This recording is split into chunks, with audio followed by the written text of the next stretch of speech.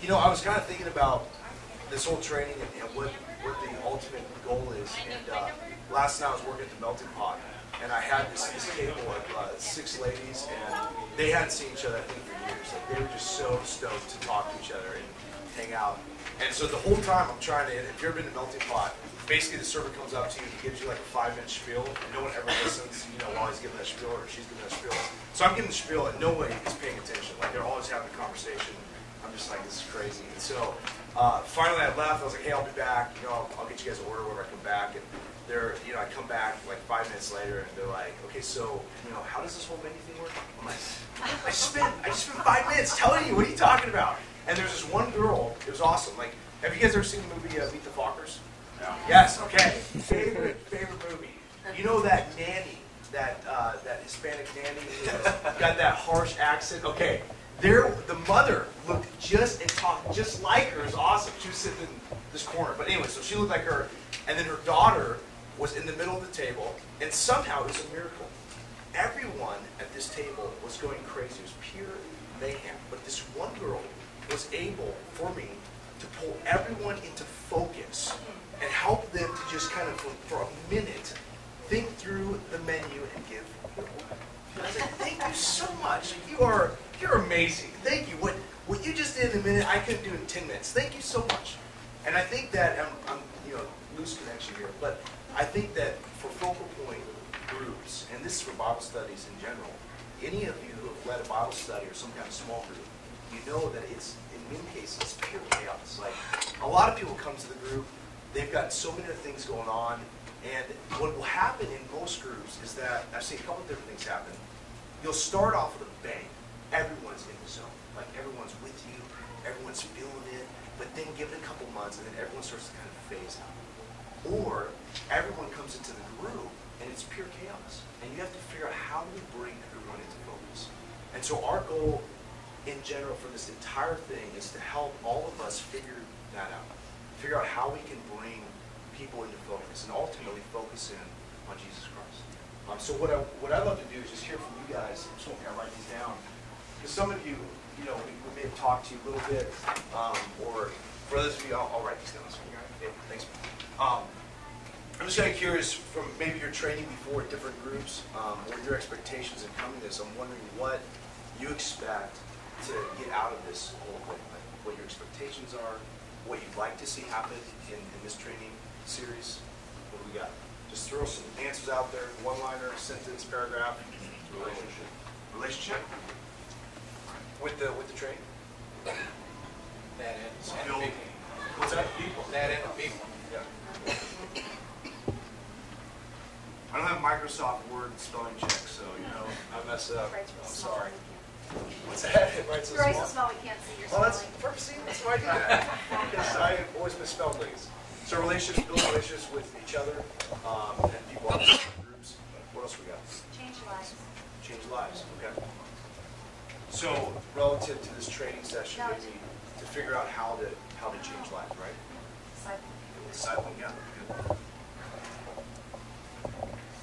Just put a dot there. And Okay. yeah. Look at that. That's beautiful. Tell your story.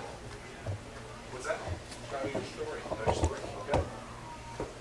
So maybe during this training time, have an opportunity to share your story, kind of where you're coming from, so we can get to know you a little bit more.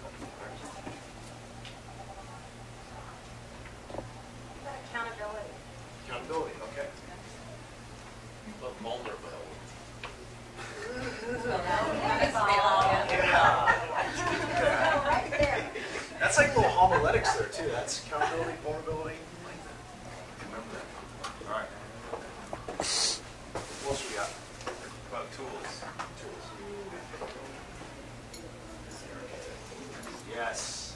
I like that. Answer. And then prayer. All right. Oh, that's kind of fun thing. That's a big. Boom. There we go. All right. A lot of prayer, preparation, and just seek the Holy Spirit to lead it. Okay. Yeah, we definitely want to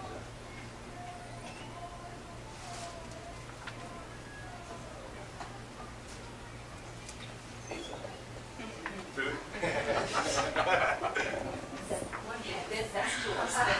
That's That's why I wanted to do this, so I can get free. I think practical applications, like a church, you know, talk, get a really good message, but then actually show and bring community and just how to actually live that out outside. Good, okay. So practical application. Yeah. Good. All right.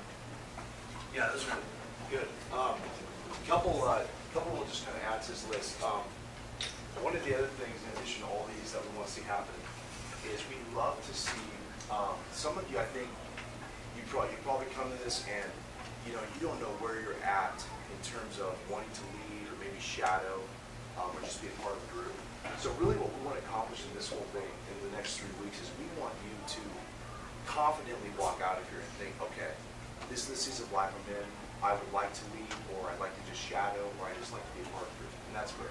If we can accomplish that, then we've accomplished a lot. Just so What do that you mean by you're shadow? shadow, like just apprentice, follow someone in a group, kind of get an opportunity maybe once.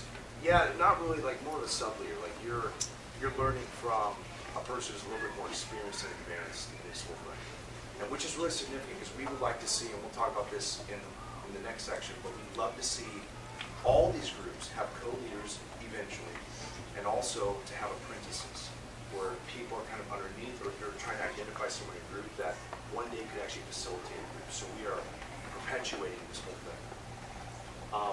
So we'd love to see where you're at, and then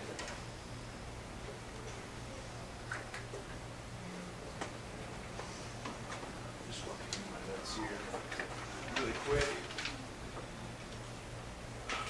I'm so glad I can't read my handwriting either. This is just beautiful. It's like hieroglyphics. It's nice. We want to attempt at best. I think Judith, you said it about being vulnerable and transparent last week. We want to try to model a little bit of what these groups could look like in terms of just conversing, information that we might disclose to you guys. So I'll be honest with you, we'll go through this training session, and we don't know each other that well.